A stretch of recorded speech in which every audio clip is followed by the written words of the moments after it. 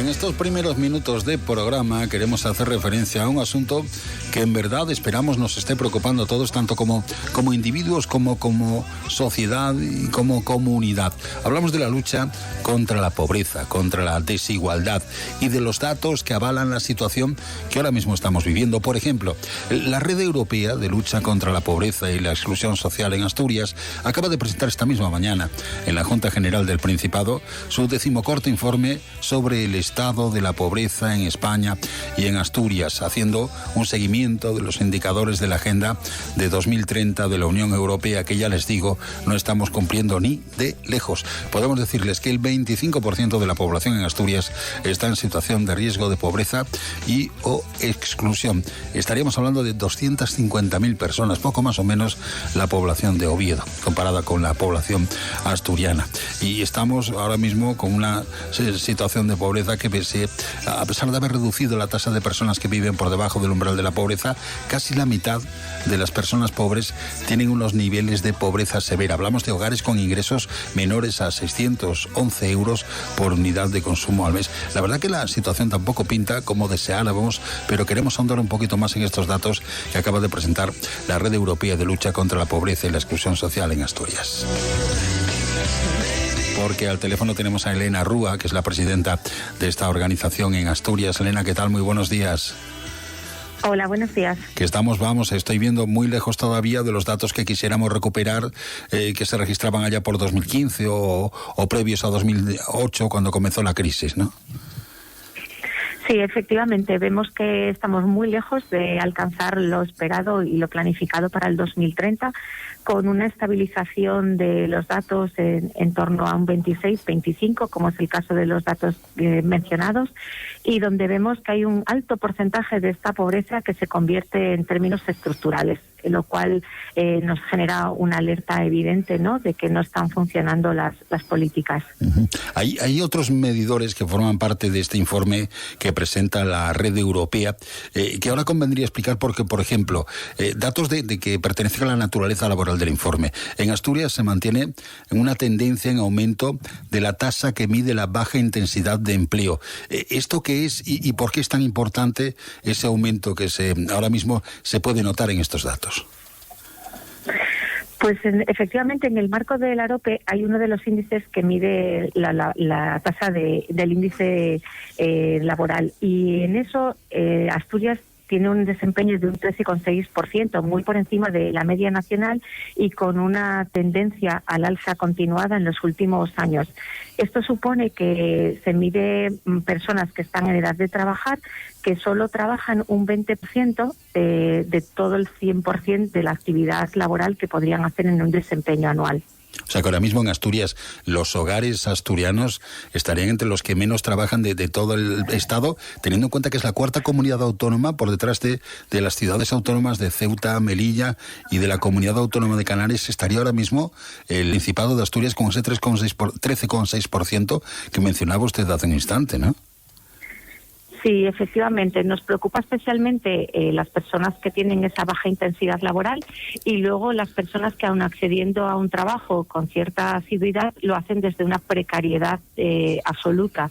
Por lo tanto, algo que se consolida y que evidencian los datos es que hoy en día tener un empleo por sí mismo no es un factor que saque a las personas de la situación de pobreza y riesgo de exclusión social.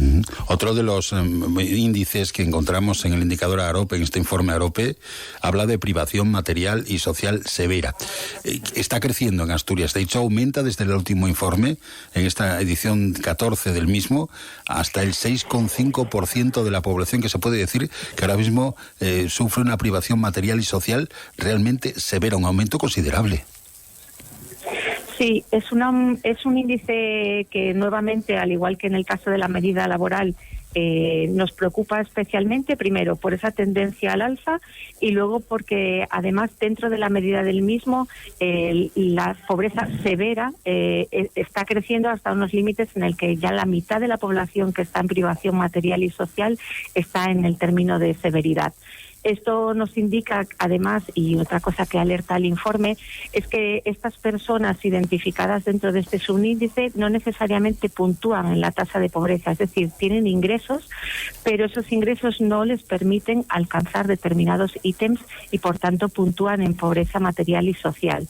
Es decir, que tener una renta, unos ingresos, no es una medida suficiente, porque con la carestía del coste de la vida o todo lo que tienen que afrontar las personas en tema de gestión y mantenimiento de vivienda, les impide, ¿no?, estar en una situación de calidad de vida. Esa figura que ahora mencionamos tanto y que antes no conocíamos, ¿verdad? La del trabajador, la trabajadora pobre, ¿no?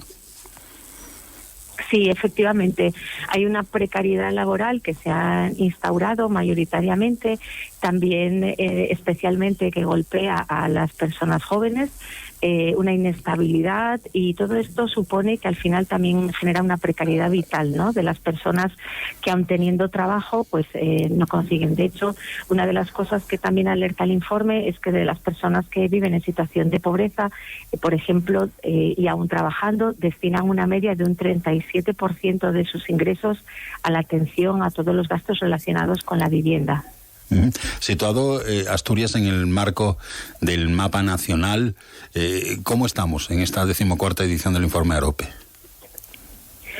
Pues estamos la AROPE en Asturias está en un 25% de la población, es decir, por debajo de la media nacional, que se sitúa en un 26,5%, pero bueno, la preocupación es que estamos estabilizándonos ya en unas cifras de las que no conseguimos bajar en comparativas al 2015, que es cuando arranca toda la Agenda 2030, y mucho menos a las cifras que manejábamos cuando comienzan a recogerse los datos en 2008, previo a toda la concatenación de crisis económicas, sociales, la pandemia y demás.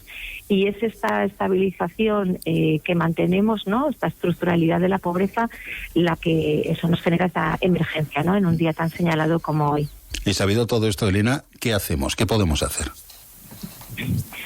Pues desde la IAPN algo que tenemos muy claro es que el abordaje de la lucha contra la pobreza y la exclusión social pasa por tener un enfoque integrado de políticas públicas, donde se tenga en cuenta que no solo podemos hablar de medidas económicas afrontadas desde derechos sociales y para la emergencia, sino que también tenemos que tener esa estrategia asturiana de lucha contra la pobreza y exclusión social, donde estén implicadas medidas relacionadas con el empleo, la vivienda, la educación, la juventud, porque solo este enfoque integral nos ayudará a entender todos estos subíndices y todas estas medidas que necesitamos para mejorar la vida de las personas. Desde luego, no estamos para tirar cohetes, y avala precisamente esta impresión los datos que acaba de presentar la Red Europea de Lucha contra la Pobreza y la Exclusión Social en Asturias esta misma mañana, en ese 14º informe sobre el estado de la pobreza en España y en Asturias. El 25% de la población está en situación de riesgo de pobreza y o exclusión, y esto seguiríamos aportando datos que ahondan precisamente en una circunstancia que no es la deseada y que nos sitúa bastante lejos de los objetivos que nos habíamos marcado ya por 2015 en la Unión Europea y con la meta puesta en 2030. En fin, es la situación que podemos recoger en este informe. Elena Rúa, presidenta de APN en Asturias, muchísimas gracias por acompañarnos. Gracias, buen día.